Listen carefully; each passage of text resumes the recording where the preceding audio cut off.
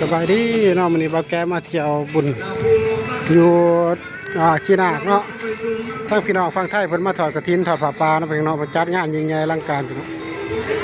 ทั้งไทยและลาวเนาะเพิ่นมาจัดงานเนาะ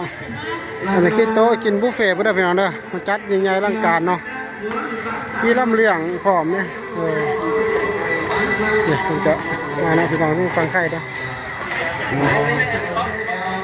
วัดเพิ่นจัดได้งามดีเนาะพี่น้องจัดได้ยิงใหญ่ร่างกายพี่น้องเดี๋ยวไปแก้ผ้าไปเบิ่งน้ำเหลืองน้องเลยเนาะเดี๋ยวบุฟเฟ่ต์คนเนาะ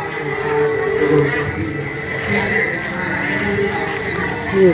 ตำรวจย่ามพร้อมด้วยพี่น้องเนาะมีตำรวจลาวด้วยกลางคืนเนี่ยตำรวจเขาย่ามป้องกันความสงบเนาะ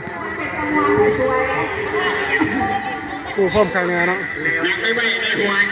ป้าเบิ่งน้ำเหลืองบาดียาวเว้ยยาวเป็นยังไงเฮ้ยขันว่าเข่าป่าไม้สิร้อยนาเกือบตาย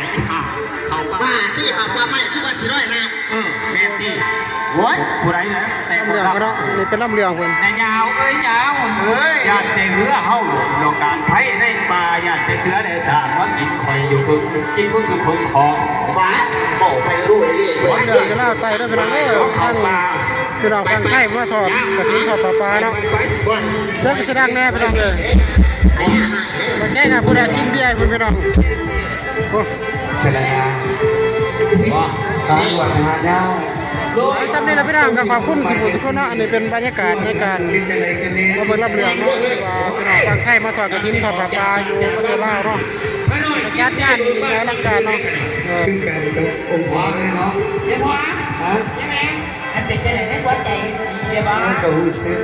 ซึ้งมุกซึ้งใจสั่นหัวซึ้งใจแม่แต่สวยแม่